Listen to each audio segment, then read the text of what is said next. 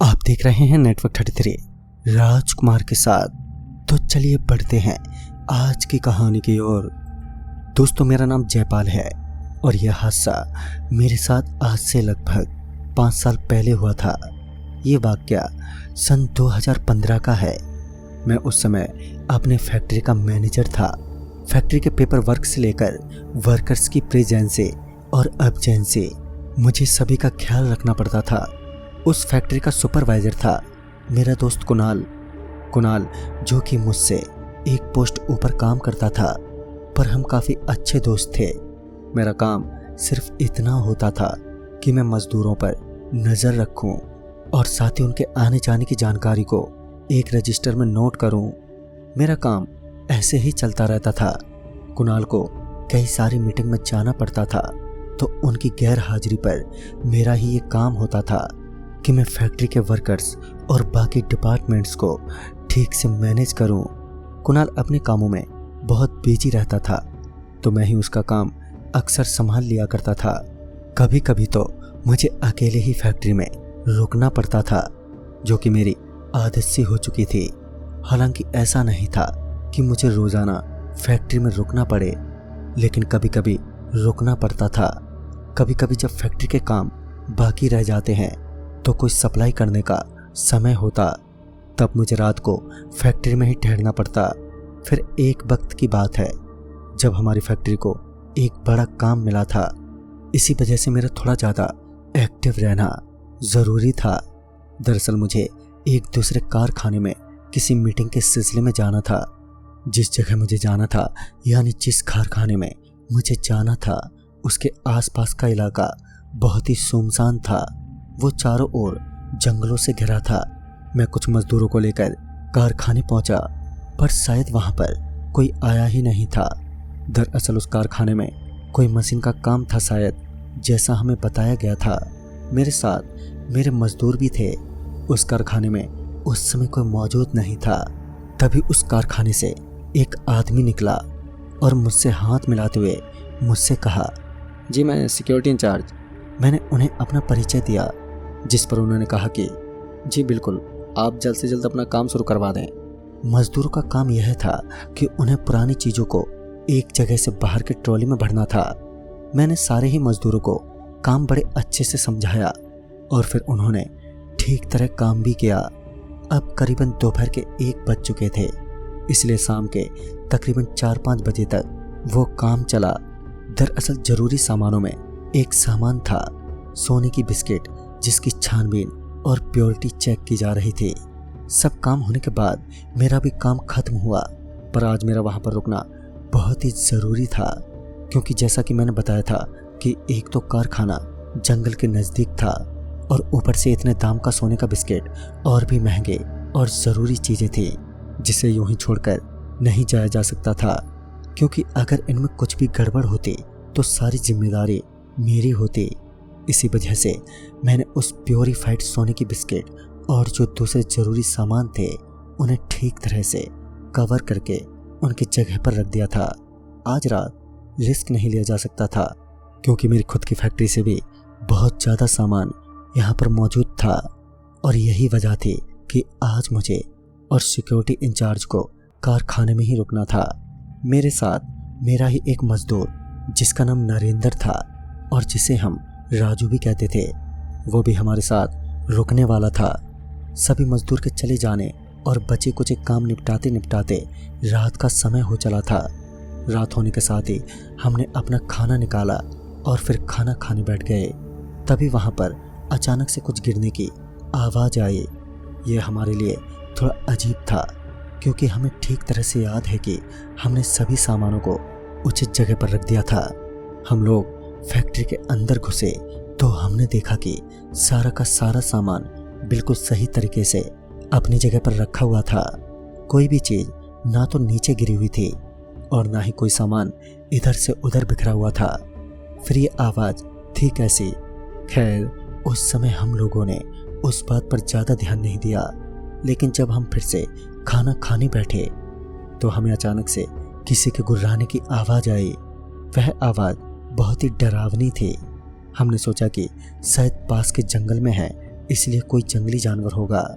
हम लोगों ने यही सोचकर इस चीज को नजरअंदाज कर दिया। पर अब आज की रात जो कहर हम पर गिरने वाला था उसका किसी को भी अनुभव नहीं था। फिर वहां पर मौजूद लोग फैक्ट्री के ही पीछे वाले हिस्से के गेस्ट हाउस में सोने गए। फिर हम कमरे की तरफ बढ़ ही रहे थे कि तभी राजू को शायद किसी के कदमों की आवाज आई। हालांकि वह आवाज मुझे तो नहीं सुनाई दे रही थी, मगर वह आवाज राजू को साफ साफ सुनाई दे रही थी। राजू उस आवाज को सुनकर थोड़ा घबरा सा गया था और वो हमें भी इस बात के लिए सचेत कर रहा था। फिर मैंने उसे समझाते हुए कहा, यार तू डर मत, यहाँ पर जंगल है तो जंगली जानवरों की और उनके चलने की आवाज तुझे सुनाई दे रही होगी। और यह बोलकर मैंने उसे शांत किया। हम दोनों वहां से सीधा कमरे में आ गए। हम जैसे ही कमरे में दाखिल हुए कि तभी कमरे में एक अजीब सी बदबू आने लगी। वो बदबू बर्दाश्त से बाहर थी। हम लोग उस कमरे से बाहर निकल आए, तब जाकर हमें थोड़ी राहत मिली।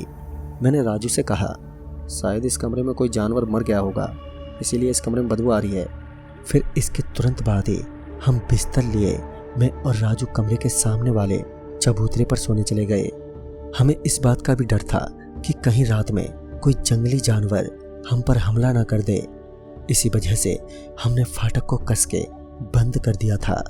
फिर रात के तकरीबन 11:30 बजे होंगे कि तभी जब हम सब गहरी नींद में थे, पर तभी किसी के गुर्राने की आवाज आई, जिससे हम सभी की नींद भी टूट गई।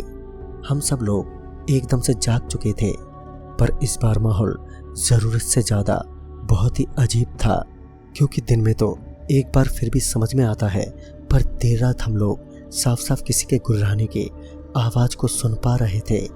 यही वजह थी कि इस बार हमें थोड़ा डर महसूस हुआ, जो कि लाजमी भी था। हमने तुरंत ही मिलकर आग जलाई, इसी यकीन से कि हो सकता है अगर कोई जंगली जानवर हो तो वो दूर भाग जाए। फिर हम लोग उस आग के पास बैठ गए। हम लोग लगभग 2 घंटे उसी तरह बैठे रहे। हमें उन 2 घंटों में कोई आवाज नहीं सुनाई दी। अब हमें नींद भी लग रही थी, जिस कारण मैं और वो लोग भी बिस्तर की तरफ मुड़े ही थे कि तभी हमें कोई लंबा सा और एकदम पतला शख्स भागता हुआ दिखा। उसे देखकर हमें डर का एहसास फिर से होने लगा। इसी वजह से हम दोबारा उस आग के पास बैठ गए। तभी राजू कहने लगा कि बाबू साहेब, एक तो ये जंगल का इलाका और हम ठहरे 5 लोग, ऐसे में कितना डरावना दृश्य बनेगा। हम कह रहे हैं कि ज़रूर ये कोई भूत पिशाच का इलाका है। राजू की बात सुनने के बाद मुझे थोड़ा बहुत डर लग रहा था। मन की तसल्ली के लिए मैंने वापस उसी तरफ देखा जहां हमने थोड़ी देर पहले किसी को भागते हुए देखा था। जब मैंने उस तरफ इस बार देखा तब मुझे कोई नजर नहीं आया, जिससे मेरे मन को तसल्ली हो गई कि सब कुछ ठीक है। कि तभी एक बड़ी भयानक आवाज हमें सुनाई दी। ये सुनकर हम सभी का दिल बुरी तरह से दहल उठा। अभी हमें भी थोड़ा एहसास लगने लगा था कि हो ना हो ये आवाज किसी जानवर की नहीं हो सकती, बल्कि जरूर कोई शैतानी शक्ति यहाँ आसपास मौजूद है। राजू बार बार यही कहे जा रहा था कि यहाँ कोई जानवर नहीं है, बल्कि जरूर ये कोई शैतान है या कोई राक्षस है, जो शायद अब हमारा शिकार करने के मकसद से यहीं कहीं छुपा है। हमारी एक गलती हमारी जिंदगी छीन सकती है। केदार जी वहाँ के सिक्योरिटी इंचार्ज थे, तो उन्होंने कहा, मेरे पास कभी यहाँ अकेले या वैसे भी रात बिताने का अनुभव नहीं है, पर मैंने भी यहाँ के आसपास के वातावरण के बारे में तरह तरह की कहानियाँ सुन रखी हैं। उन्होंने कहा, यहाँ के माहौल को देखकर तो यही लगता है कि जितना जल्दी हो सके हमें यहाँ से निकल जाना चाहिए। पर मैंने ऐसा करने से इनकार कर दिया, क्योंकि मैं फैक्ट्री के अंदर पड़े उन सभी चीज़ों को ऐसे छोड़कर बिल्कुल नहीं जा सकता था, क्योंकि सारी जवाबदारी मेरी ही थी। लेकिन ऐसा भी हो सकता था कि यह सारी करतूतें हमें वहाँ से भगाने के लिए किसी चोर द्वारा की जा रही हो, क्योंकि फैक्ट्री को हमने बड़े अच्छी तरह से लॉक किया था। मुझे थोड़ा बहुत शक उस बात पर भी था, तो मैंने थोड़ी सतर्कता बरती। खैर, मुझे इन बातों पर अभी भी विश्वास नहीं था कि यह कोई शैतानी शक्ति होगी, क्योंकि इससे पहले ना तो मेरे साथ ऐसा कुछ हुआ था और ना ही मैं इन चीज़ों को मानता था। कुछ देर तक हम लोग इसी के बारे में सोच रहे थे कि तभी हमें सामने किसी के बहुत जोर से पैर पटकने की आवाज़ सुनाई दी और तभी हमारी नज़र सामने की तरफ पड़ी। पर इस बार जो हमने अपनी खुली आंखों से देखा था तो उस पर यकीन कर पाना बेहद मुश्किल था और साथ ही हमारी धड़कनों की रफ्तार भी तेज हो गई थी। राजू की हालत तो डर के मारे बहुत ही बुरी हो चुकी थी। मुझे तो अब कुछ भी समझ में नहीं आ रहा था कि हम सभी लोग अब करें तो करें क्या। मैंने खुद अपनी आंखों से जिंदगी में पहली बार देखा एक राक्षस को, क्योंकि उसे इंसान बिल्कुल नहीं कह सकते। उसके सिर पर 2 भाले जैसे आकार के कुछ थे और उसका चेहरा तो हमारे खून जमा रहा था। मतलब कि उसका चेहरा हद से ज्यादा भयानक था। उसकी लंबाई इतनी ज्यादा थी कि आप लगभग 20 फुट तो कम से कम समझ ही लीजिए। उस समय उसे देखकर मेरी तो जान ही निकल गई थी। अब हमारे पास वहां से बचने का कोई रास्ता दिखाई नहीं दे रहा था। हम लोगों के पास बस एकमात्र कमरा था, वही कमरा जिससे कुछ समय पहले हम लोग निकल कर आए थे। हम लोग उसी कमरे में फिर से छुप गए। हम लोग लगभग 10 मिनट तक उस कमरे में ही बैठे रहे, लेकिन बाहर से कोई रिएक्शन नहीं आया। इस वक्त सबसे ज़रूरी ये था कि हम लोग हमारी जान बचाएं, इसीलिए हम लोग उस कमरे के अंदर ही बैठे रहे। तभी उस कमरे के बाहर से बड़ी भयानक आवाज़ें आने लगीं। इस तरह होता देख मैं तो पूरे तरीके से घबरा चुका था और साथ ही दूसरे लोगों की भी हालत अब डर के मारे बुरी हो चुकी थी। अब हम सब हिम्मत बनाए रखे। उस समय पता नहीं नेटवर्क को क्या हो गया था कि हम किसी का भी फ़ोन लग नहीं पा रहा था। हमने उस फैक्ट्री के पीछे वाले रास्ते से भागना शुरू किया। मैं कभी उन रास्तों से गुजरा नहीं था, जिस कारण मुझे ये भी नहीं पता था कि मैं जा कहाँ रहा हूँ। खैर सिक्योरिटी इंचार्ज भी हमारे साथ ही था, उसे इस बारे में थोड़ी बहुत जानकारी भी थी। हम लोग वहाँ से बड़े धीरे कदमों के साथ चलते चलते उसी कारखाने के दूसरे विभाग में पहुँचे। उस विभाग में अब कुछ शांत था, वहाँ किसी की कोई हलचल नहीं थी। बस इसी वजह हमारा थोड़ा डर कम हो गया था। तभी मैंने उन लोगों से कहा कि यार चलो हम किसी विभाग में चलकर छुप जाते हैं। पर दरअसल उस विभाग की चाबी हमारे पास उपलब्ध नहीं थी। सिक्योरिटी इंचार्ज ने कहा कि आप लोग मेरे पीछे पीछे चलते रहो, पर मुझे जंगल का सही से रास्ता तो नहीं मालूम है, पर मैं किसी तरह आपको हाईवे तक पहुंचा दूंगा, जहां से हम सब लोग लिफ्ट वगैरह लेकर निकल जाएंगे। फिर उसने ये भी कहा कि यही वजह है कि उस विभाग के आसपास कोई भी देर रात नहीं रुकता और यही कारण है चोर डकैत भी वहाँ घुसने से डरते हैं, क्योंकि कुछ साल पहले वही शैतान कहीं से उन जंगलों में आकर बस गया। सूरज की रोशनी में इसका प्रकोप बहुत कम होता है, पर चांद की रोशनी में इसकी ताकत दुगनी हो जाती है। फिर इसके तुरंत बाद ही हम सभी लोग अब बस वहाँ से भागने लगे। खौफ तो बहुत था, पर हम फिर भी किसी तरह उस सिक्योरिटी इंचार्ज के पीछे पीछे भाग रहे थे। भगवान के शुक्र से हम किसी तरह हाईवे तक पहुंच गए। पर तभी हमने जो देखा उसने तो हमारे रोंगटे खड़े कर दिए थे। वही शैतान बड़े अजीब तरह से हमें घूरे जा रहा था। हम पांचों ने तो अब जीने की आस ही छोड़ दी थी। वो शैतान अब धीरे धीरे करके हमारी तरफ बढ़ रहा था, पर शायद हमारी किस्मत में अभी जिंदगी लिखी थी। बड़ी तेजी से एक ट्रक उसी तरफ से आ रहा था।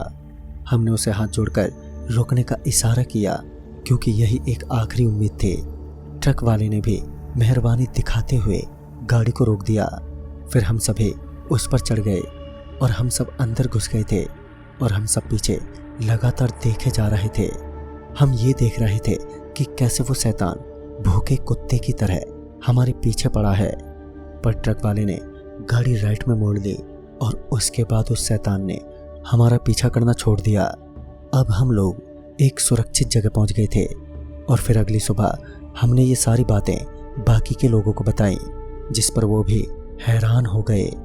खैर इस घटना को बीते तो अभी कुछ समय हो चुका है, पर आज भी कभी जब उस किस्से को याद करता हूँ तो खौफ से दहल उठता हूँ। आज मैं भगवान और अपनी किस्मत का शुक्र मानता हूँ कि उस दिन मैं वहाँ पर अकेला नहीं था और समय पर वो ट्रक ड्राइवर आ गया था, वरना शायद हम आज की कहानी बताने तक जिंदा नहीं रहते। तो दोस्तों इस कहानी में बस इतना ही। तब तक के लिए बाय एंड टेक केयर।